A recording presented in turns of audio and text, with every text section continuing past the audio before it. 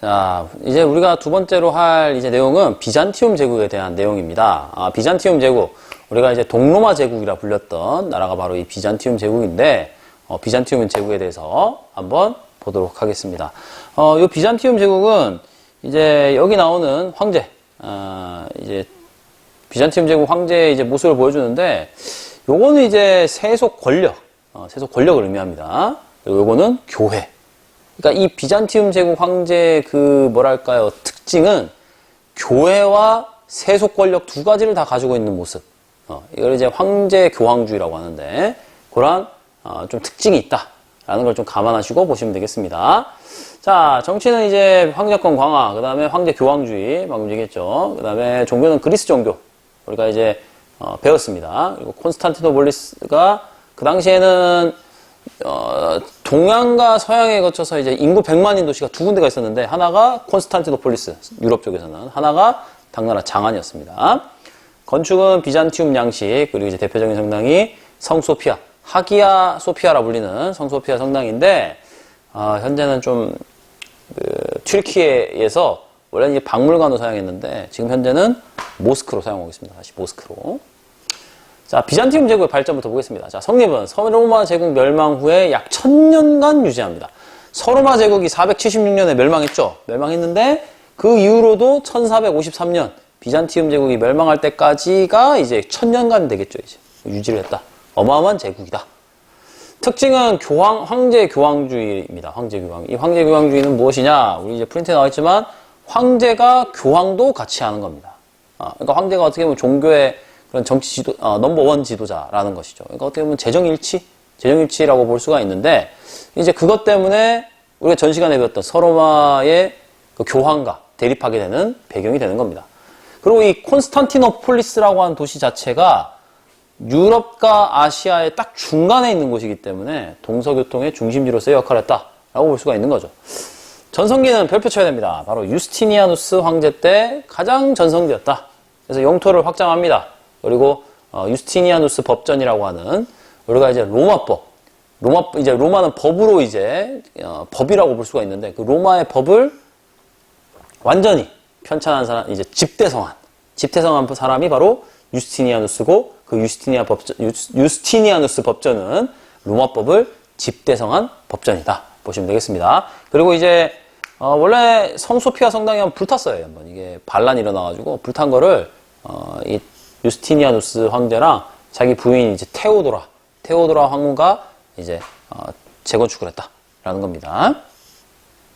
자, 이 지도가 이제 바로 비잔티움 제국의 그 영토입니다. 비잔티움 제국 영토 보시면은 되게 넓죠? 예. 그래서 왜 전번 시간에 그 5대 교구라고 해가지고 5개 교구가 있었습니다.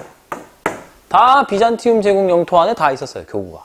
로마까지 해가지고 다 있었고, 뭐 여기는 에페소스라든지 아테네라든지 그 다음에 뭐 라벤나 뭐 이런 데가 이제 비잔티움 제국이 되게 관리하면서 했던 지역인데, 이 비잔티움 제국의 경우에는 두 가지 세력의 침공에 많이 시달립니다. 하나가 이슬람 세력. 이슬람 세력이 이제 계속 쳐들어오게 되고, 그 다음에 여기 보면 슬라브족이라고 하는 게르만족과 다른 슬라브족이 이제 남하를 하기 시작합니다. 그래서 두 방면에서 이제 공격을 받기 때문에 점점 쇠퇴해지기 시작했다. 이게 여러분들 유스티니아누스 황제 때 영토인데 사실상 이 영토를 다 유지하지 못해요. 왜냐면 이제 거의 한 6세기 이후부터는 이제 이슬람 세력이 막 침공하기 때문에 사실상 이제 여기 영토는 다 상실하고 여기 이 지역들은 다 상실하게 되고 이 이탈리아 지역도 나중에 이제 노르만족이 또 쳐들어옵니다. 노르만족이라든지, 그 다음에 뭐, 여기 프랑크 왕국 같은 그러한 영향력으로 인해서 이탈리아 반도도 사실상 상실하게 된다. 나머지 남은 데가 여기 천년경의 영역 있죠? 요 지역만, 요렇게 지배하는, 제국으로, 축소된다. 라는 겁니다. 예. 하지만 축소되더라도 천년간 나라가 이제 유지가 됐으니까, 그건 뭐 대단한 거죠, 여러분들. 예, 요 이후로도 500년 가까이 더 유지가 되잖아요. 근데 또 뭐 여러분들이 생각하실 때, 그러면 뭐, 황제가 계속 계승이 됐나요? 그건 또 아닙니다. 왕조가 몇 번 바뀝니다. 여기도 왕조가 바뀌지만, 여튼, 비잔티움 제국이라고 하는 나라는 계속, 유지가 되었다라는 거고, 콘스탄티노폴리스, 보이시죠? 예. 딱 이 유럽과 아시아의 딱 중앙에 있는, 현재는 터키, 튀르키예의 이스탄불로 불리는 도시입니다. 이스탄불. 자, 비잔티움 제국의 발전, 쇠퇴는 유스티니아누스 황제 사후에 외침이 반복됐다. 아까 얘기했죠?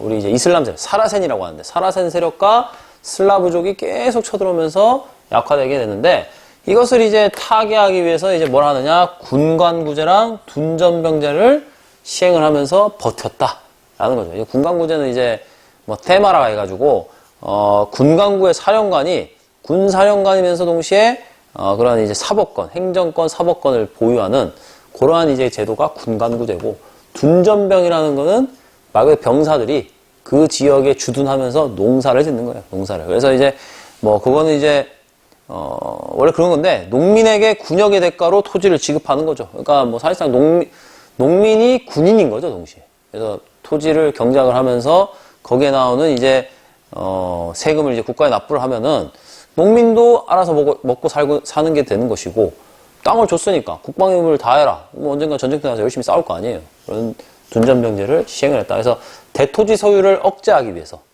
우리 프린트에 나와 있죠. 대토지 소유 억제, 자영능을 육성을 해서 군사력을 강화하기 위해서 이렇게 됐다. 그래서 생각으로 여러분들 비잔티움 제국이 영토가 줄어들었지만은 셀주크 튀르키가 나오기 전까지만 해도 상당히 군사력이 강했던 나라입니다.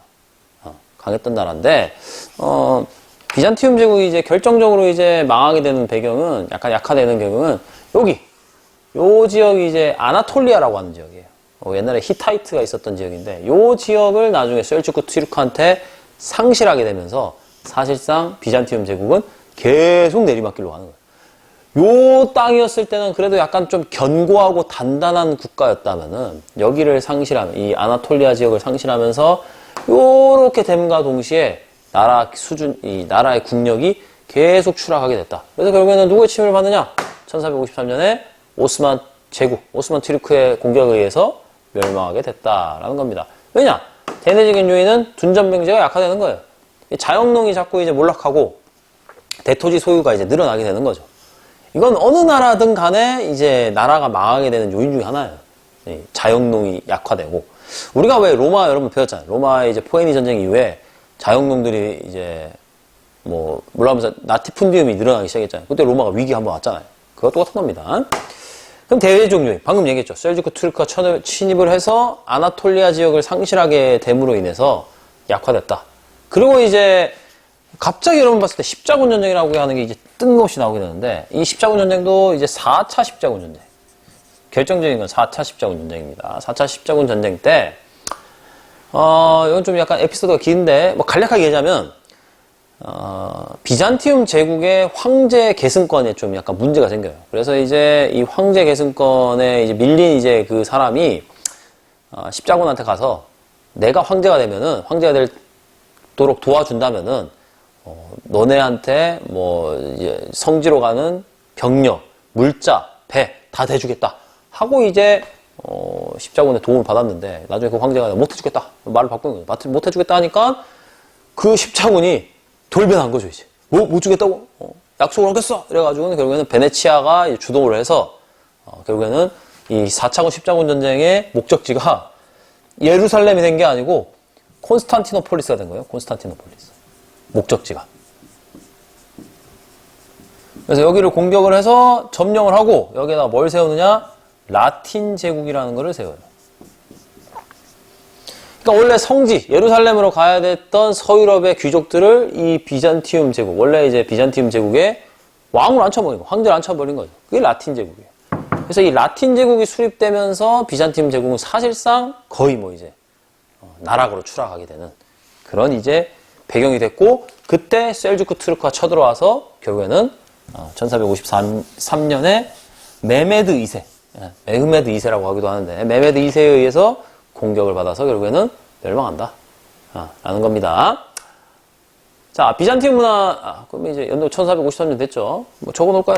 오스만 제국의 그 당시에 술탄 이름이 누구였냐면 메메드 2세,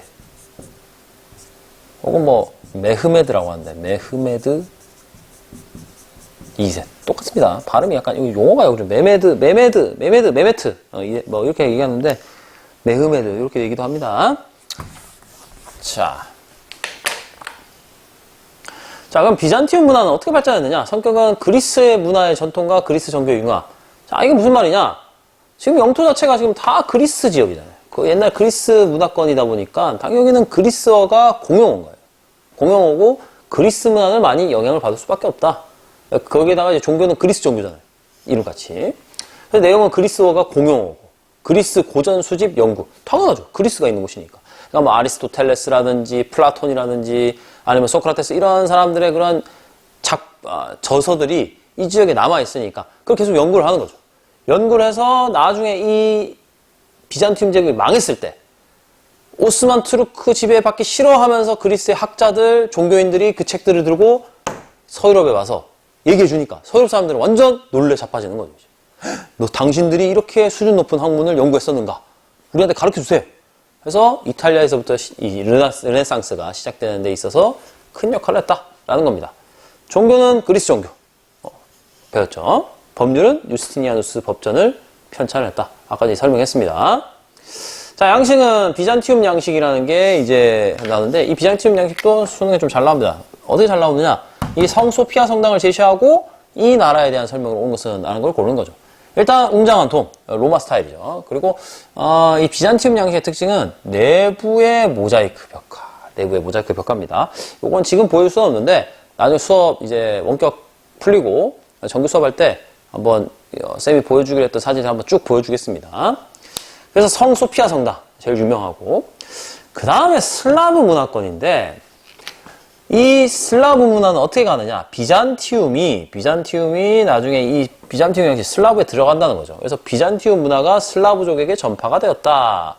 그래서 지금 이름은 키예프 공국인데 이거 이제 이름 키예프를 안 쓰죠. 원래 우크라이나 수도가 키예프인데 지금 키우라고 하죠. 키우. 그래서 키우 공국 이렇게 가야 됩니다. 그리스 종교를 국교화하고 성소피아 성당을 만들었다. 그러니까 여기에도 성소피아 성당이 있고 여기에도 성소피아 성당이 있는 거예요. 근데 여기가 오리지널이고 여기는 어떻게 보면 오리지널을 카피한 거죠. 이제 카피. 슬라브 문화로 만든 겁니다. 슬라브 문화로.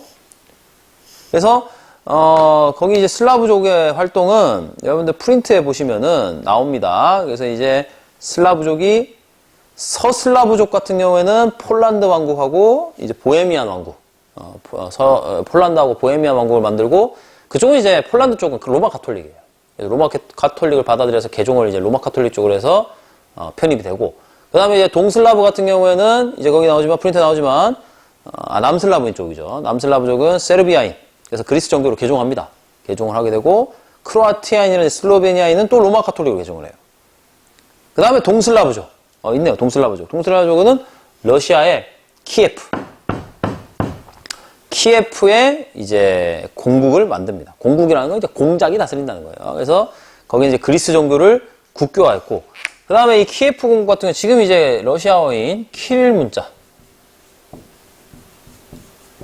문자라는 걸 만들어서 이제 사용하게 됐다. 그리고 이제 성 소피아 성당 건축하게 되고 나중에 이게 이제 키이우 공국이 나중에 모스크바 대공국으로 발전하게 돼서 프린터에 나와 있지만 차르라는 용어를 사용하면서 이제 사실상 러시아로 가게 되는 그런 이제 모습을 보인다라는 겁니다. 다만 이제 요 키이우 공국 같은 경우 지금 우크라이나 러시아 전쟁 때문에 조금 논란이 있다. 우크라이나랑 러시아가 주장하는 게 좀 달라요. 다르다라고 보시면 되겠습니다. 자, 이게 이제 성소피아 성당, 하기야 소피아라 불리는 성소피아 성당이고 튀르키예 이스탄불에 있습니다. 요 첨탑은 성소피아 성당 게 아니에요. 요 중앙에 있는 겁니다. 요 첨탑은 이슬람 사원으로 만들 때 만든 거예요. 그러니까 이건 아니에요.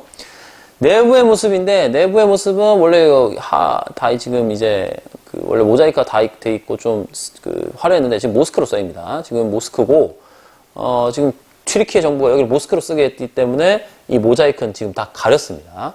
원래 이 모자이크는 이제 이슬람 쪽에서는 우상숭배 금지라 해가지고 모자이크 같은 이제 인물 그림을 안 그려요. 근데 지금 이 하기야 소피아에는 이게 그려져 있기 때문에 다 지금 흰색 천으로 가렸습니다. 이거. 벽면을 장식한 모자이크. 이 예술을 이제 모자이크화 시킨 거죠. 이게 이제 키이우 공국에서 만든 성 소피아 성당. 좀 약간 다르죠. 네. 근데 다만 영향은 약간 이제 슬라브족 스타일로 약간 좀 바꿨다라고 볼 수가 있겠습니다. 러시아풍 건물로 내부에 모자이크 벽화된다. 그래서 이게 이제 여러분들 크렘린 쪽에 가면은 러시아 모스크바 수도인 크렘린 쪽에 보면은 다 요런 모습이다라는 겁니다. 자, 그래서 비잔티움 제국은 좀 짧습니다. 짧고 우리가 이제 좀 비잔티움 제국이라면 되게 생소한 국가라고 생각할 수 있는데 그래도 1000년 가까이 이 그리스와 동유럽 사회에 큰 영향을 줬던 나라가 바로 비잔티움 제국이다 볼 수가 있겠고 이거 여담이지만 사담이지만은 이 슬라브족 같은 경우에는 나중에 비잔티움 제국과 친인척 관계를 맺습니다. 실제로 키우 공국에 아마 블라디미르인가 뭐 한 공이 이 비잔티움 제국의 공주랑 결혼을 해요. 공주랑 결혼을 하는데 공주의 종교는 그리스 종교란 말이에요. 문명화돼 있고. 그러니까 이제 이 키우 공국 쪽에 결혼한 때 조건으로 뭘 내세우냐면은 비잔티움 제국과 같은 나라의 공주가 슬라브족에 시집을 오는 거니까 슬라브족 입장에서는 완전 땡큐인 거죠. 왜냐면 이쪽은 문명화되지 않아요. 약간 미개했다고 생각했던 지역이기 때문에. 그러니까 이 비잔티움의 조건은 뭐냐면 너네들 슬라브족이 이 사라센족 이슬람 쪽을 막아달라 라는 거였고 그 다음에 이쪽도 좀 정리해주라 뭐 이런 거였고 슬라브족은 어차피 뭐 싸우는 게 좋으니까 받아들이죠. 그리고 또 하나 조건을 건 게 종교를 개종해라 세례 받아라 해가지고 이 비잔티움 제국의 종교인 그리스 종교로 다 바뀌었다. 그래서 이제 이 슬라브족은 러시아가 이제 지금 최대 그리스 종교를 믿는 최대 이제 국가고 그 밑에 뭐 우크라이나라든지 여러 불가리아라든지 이런 나라들은 다 그리스 종교를 믿게 되었다라는 겁니다. 자, 다음 영상은 중세 유럽 세계의 성장과 변화인데 우리가 이제 십자군 전쟁이 나오게 됩니다. 좀 내용이 좀 어렵습니다. 십자군 전쟁부터 해서 중세 유럽이 어떻게 바뀌게 되는지를 보고 배우는 그런 시간을 갖도록 하겠습니다. 예, 수고했습니다.